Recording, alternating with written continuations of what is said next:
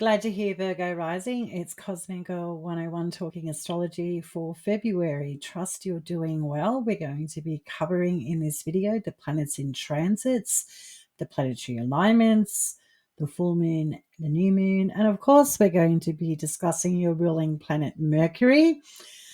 As a Virgo rising, heads up, your ruling planet Mercury is so active this month. So try your very best throughout the month of February with the astrology and your ruling planet so active, and to give yourself plenty of space for quiet time to rejuvenate your mind, body, spirit, and soul, because your ruling planet really has you on the move and very active. And for everyone, Mercury and its transit in the month of February with so many planetary aspects, there'll be lots of exacerbation around you as well. So it's doubling down more on the significance of self-care throughout the month of February with the busy Mercury transit. Okay, let's get into your astrology, Virgo rising. On the 4th of the month, we have Venus ingress into Aries and Jupiter going direct in Gemini. This is an interesting transit with Venus in Aries because this transit's happening in your 8th house, Virgo rising. And your 8th house is about debt, tax, inheritance. It's the house of shared resources. It's how you're entangled up in other people's financial standings, whether that's through investments, a house, a business, etc. It's how you are benefiting, if at all, from other people's resources. That's the 8th house. And Venus stepping into this zodiac sign of Aries is a feisty Venus transit. So you might be more prone to speaking up about your financial standing and trying to draw some hard lines in the sand. So if this is a time to identify, Virgo rising, what works and what doesn't when it comes to how you are faring regarding other people's resources or your financial standing, and get on top of any conflict that may be present about this 8th house. It is a good time to look at things with a forensic lens when you've got Venus transiting in the 8th house. Are you in harmony with the 8th house topics, or are you in conflict with them? And how can you come to some sort of agreement so you don't feel overwhelmed by this 8th house transit with Venus in Aries? So know your financial standing. And it would be well advised with this transit also, if you're trying to work with difficult people or get yourself out of a financial bind, learn to play nice. It will serve you in the long run, is the astrological advice with this transit. And on the 4th, with Jupiter going direct in Gemini, this is your house of career, achievements, superiors, your public name, your identity, how people know you. So Jupiter's direct now, and this indicates that you've learned to work within a certain parameter regarding the morals, ethics, codes, and policies of your professional life and ambitions. Moving forward, you can take all of your optimistic ideas about your 10th house of career, how you want to be seen in the public, and execute. Now's the time to execute all of the plans.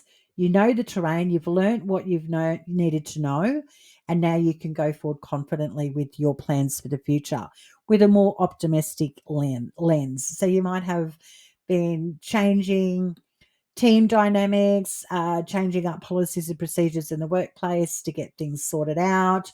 You might have made a refresh when it comes to rebranding, for example, or you've worked out a difficult problem with a superior in your workplace with Jupiter retrograde. But now moving forward, things should be a lot more optimistic and lighthearted, which is quite positive for your 10th house of career and public life. Moving on from the 6th to the 12th, we have Saturn trine Mars retrograde. This is fabulous for recruiting, getting people on board in regards to collaborations, agreements, and relationships. So you might have been networking your butt off, and from the 6th to the 12th, you can have some serious conversations on how you and others can unite and shake hands, sign on the dotted line, and agree to move forward together in regards to a vision for your future. So this is a very good 6 days of the month to pitch an idea, sell yourself, get people on board to support your ideas and get them involved in a more intimate relationship with you. Let people get to know you on a different level. And that would mean you opening up a little bit more, being a bit more proactively engaged and interested in other people. And this could work in your favor for cementing some lucrative contracts and agreements and partnerships. So really nice 6 days from the 6th to the 12th.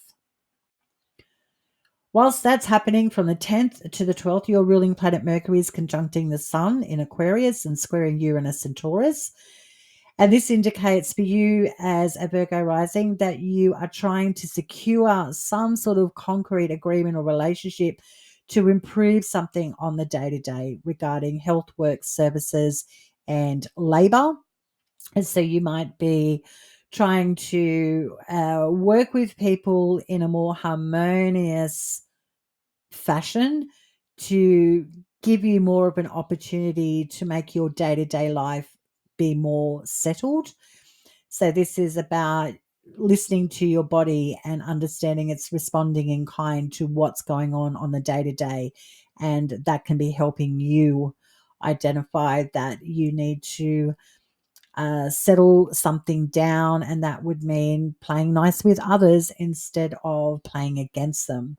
When your ruling planet Mercury conjuncts the Sun, it's also squaring Uranus in your 9th house. So you may not be completely satisfied about going into an agreement or a relationship because it may be clashing with international or foreign travel plans or people that you may interact with, or your beliefs and philosophies about life might be different than the people that you want to connect with, but it feels like it's a necessary connection that's trying to be established here that improves your physical body, mind, body, and spirit on the day-to-day. So do what you have to do, Virgo rising, from the 10th to the 12th, or actually from the 6th to the 12th would be well advised in regards to creating more harmony and flow in your day-to-day while playing nice with other people. On the 13th, we have a full moon in Leo, and this is happening in your 12th house of the unseen. So a full moon in Leo is lighting up where where's the optimism regarding what you enjoy in isolation by yourself, in things that you do behind closed doors? What's optimistic about that 12th house of the unseen? Is it self-indulgence? Is it working for you or harming you? This full moon can be like an emotional purging of detaching from habits or a familiar way of dealing with getting out of dodge. And that could be overindulgence and self pleasures in any facets or aspects of our lives. And you might be ready to cull a bad habit on the 13th of February. On the 14th, your ruling planet leaves Aquarius and ingresses into Pisces, your 7th house, for the rest of the month. Now, your ruling planet in astrological babble is in fall and in detriment in Pisces. In short, your ruling planet doesn't like being all tied up with other people, because the 7th house is other people with relationships, agreements, and contracts.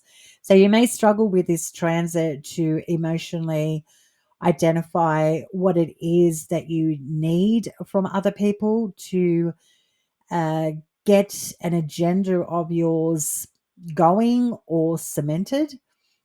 And so relationships can become quite tricky or hard for you to navigate with your ruling planet being in the seventh house.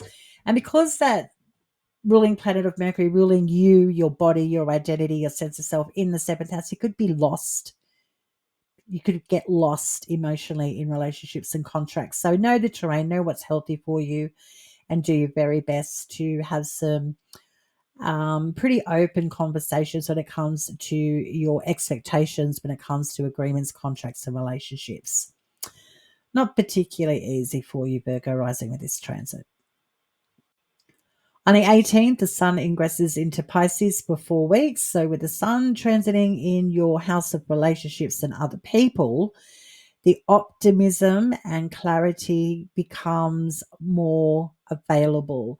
So why you may be going, oh, I don't really want to, does it serve me? I'm confused. Do I want this or do I not want this? When the sun ingresses, it becomes easier to identify where there is more of an optimistic viewpoint needed, and understanding it's easier to play nice than to be separate. So I really like the sun transiting in your seventh house for 4 weeks from the 18th moving forward, Virgo rising. It's not so bad playing with people, is it? On the 20th, your ruling planet then squares off to Jupiter, but we have mutual reception. So this simply means that the conflict, the square is a conflict through astrological babble, can be sorted out because both of planets are in each other's temple. Mercury is in Jupiter's zodiac sign, Jupiter's in Mercury's zodiac sign.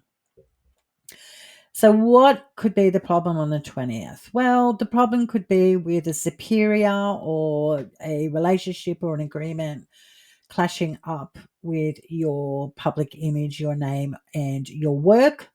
So the 20th can be a day of everyone's not happy, but at least we can come to some sort of agreement while we whistle while we work. All is not lost, all that bad on the 20th. The 23rd, your ruling planet Mercury then trines Mars retrograde in Cancer. Again, this indicates that there is communication and information that can help you unify with helpful professional allies, friends, and goals for your future. So the 23rd looks nice. Virgo rising, it's sort of really doubling down on the Saturn-Mars trine now that your ruling planet is trining Mars later in the month on the 23rd. So this is where those negotiations, you might start getting the logistics, the paperwork, and the pen in your hand to actually sign on the dotted line on the 23rd. The 24th, Mars goes direct in your 11th house. Good news for all of us when Mars goes direct. But with Mars direct in Cancer in your 11th house of friends, alliances, and goals for your future is positive for knowing what emotionally serves you and not when it comes to your social connections and networking. So you've certainly been through it and trying to be savvy and strategize and learn to work within your parameters when it comes to your social circles. But Mars going forward now certainly has you emotionally aware of who's in Virgo rising's court and who is not. On the 25th, Mercury conjuncts Saturn and Venus sextiles Jupiter. The 25th of the month, this is an interesting planetary alignment day. It's a big one. So Mercury conjuncts Saturn. Yes, you sign on the dotted line or you say goodbye to a commitment. You're in or out on this day, and it is going to be an emotional one. So expect to be a little, for better words, mature and very determined to anchor into a commitment or let one go. Either way, you're making your mind up about anchoring into a solid contract or relationship or putting one to rest.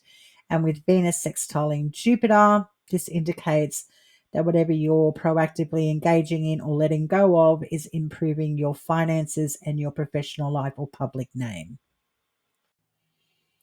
On the 28th, there's a new moon in Pisces in your 7th house. So you can hear Virgo's rising through the astrology that your 7th house has a lot of activity.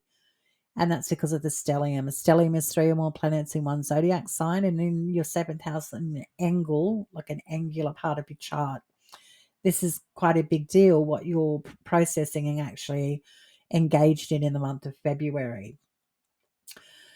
So you have Saturn, Neptune, the Sun, the North Node, all in Pisces, and now the Moon, because there's a new moon on the 28th. So deep breaths, but this is a new moon, so there's a new beginning in your relationship house. So this might be the beginning of winding down a agreement or a relationship, and whilst that is happening, you're coming to peace and coming to terms with such experiences. Yet there's something new that you can step into regarding your emotional vision for your future when it comes to your relationships and agreements. So whilst you might be eliminating some connections, you might also be starting some at the same time. So an interesting new moon on the 28th of Feb for the Virgo risings. So that's your astrology for the month. I trust you got some value from this content. And again, as you can hear, your ruling planet Mercury is very, very active. So practice self-care. Make sure that you give yourself plenty of time to think. With your ruling planet in Pisces, you can be a little bit emotionally overwhelmed and blown around by other people and agreements. Trying to put things to bed, if you're trying to end things, can be difficult. So take it easy, Virgo rising, is the astrological advice with your ruling planet this month, just really putting you through it. But we got to do what we got to do. Okay, guys, till next time, stay cosmic.